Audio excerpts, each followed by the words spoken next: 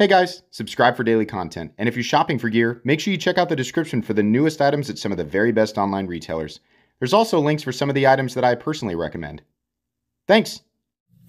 What's going on YouTube? Metal Complex here, and today I've got another short little unboxing video to share with you guys. I'm 99.9% sure I know what's in this box. Haven't opened it yet. Gonna save that for you guys. Thanks to my patrons for supporting me. Please make sure to follow me on Instagram at metal_complex, and thanks to Maxace for sending this in.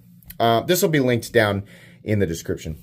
So, as always, this is not a review, just an unboxing and first impressions. Haven't handled this knife yet, but you will get a review of it down the road.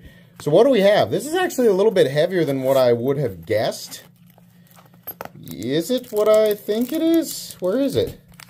Yes, it is. Oh man, that is chunky. So this is the Maxace Capsule. And wow, like somebody had mentioned that it was kind of thick. Like so the blade isn't, this is actually pretty cool. The blade is not necessarily like massively thick. I mean, for a knife of this size, this is definitely not a huge knife. But for a knife as small as it is, the blade, I guess, has a fairly thick blade stock. But the total amount of liner and scale material here, for some reason, is just enormous. But you know what's weird is it's oddly a very satisfying build. Are you gaining any benefit here with the excess thickness? No. But it is weird and it is unique, definitely in that sense. Let's take a look at the blade here. So we do actually have a little tiny bit. These are two separate grinds here. We have a nice tumbled finish with, I guess, more of a machine satin flat. We have an M390 blade. We have what appears to be a massive, absolutely massive, I mean, relative to the size of the knife, a massively thick titanium liner lock. I guess? Do we call it that? You could literally take these scales off and it would be a frame lock. I mean, the scales are actually that thick. So this is, boy, I don't know. Is it titanium? I'm going to guess this is aluminum.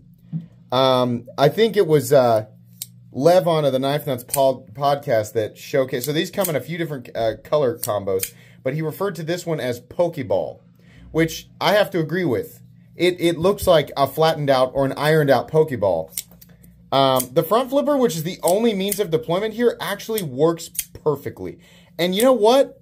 Because it's so wide and so big, I actually feel like I've got a better grip on it. Usually the issue with front flippers for me is I don't feel like my grip is completely and totally secure.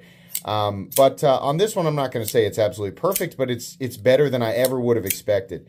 The other thing that you got to watch out for, and this is maybe just an issue that I seem to have a lot with front flippers. I know you guys have seen me do this multiple times, but I pinch myself a lot with these things because the unicorn horn, as I refer to it, comes all the way over the top, and if the meat of your finger is in the wrong place, it'll catch you here and it'll pinch you.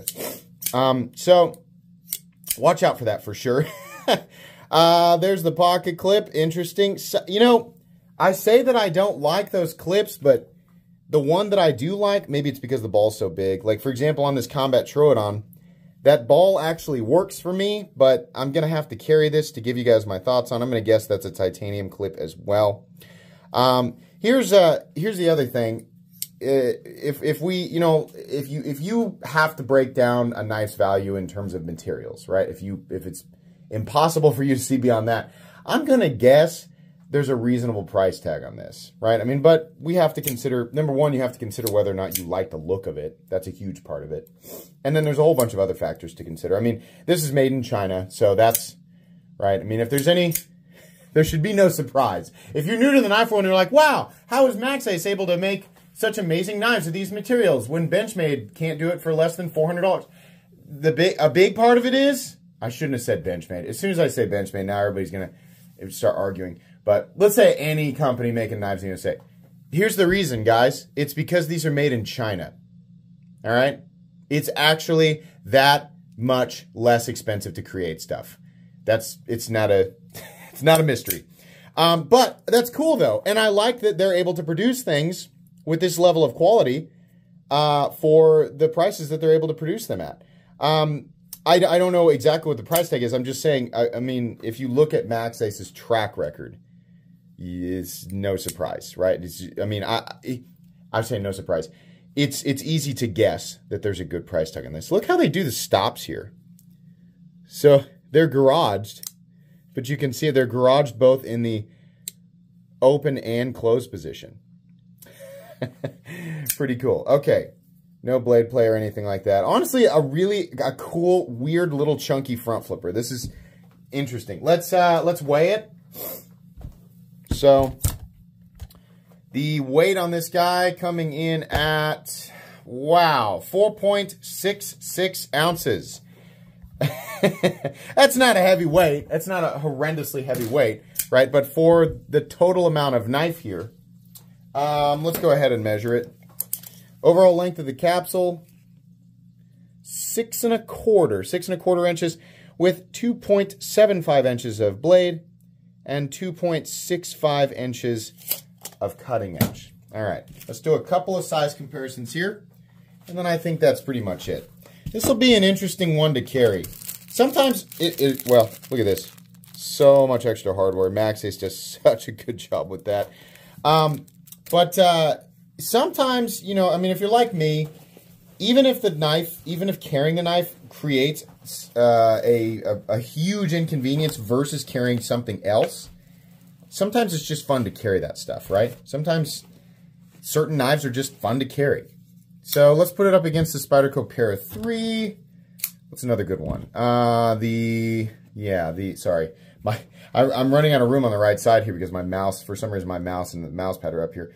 So there it is up against the Elementum. Let's put it up against the Pyrite. How about the Ontario Rat Model 2? Just trying to think of good size comparisons here. Let's put it up against the Demco AD 20.5. And what's another good one? Maybe, how about the Bug Out? Yeah, there we go. Okay. I don't know that there's really anything else to say here. This is an interesting knife. Maxace makes some of the wildest stuff on the market. I mean, definitely. I mean, that's almost a universal truth. They definitely make some of the wildest stuff on the market, and they use premium materials.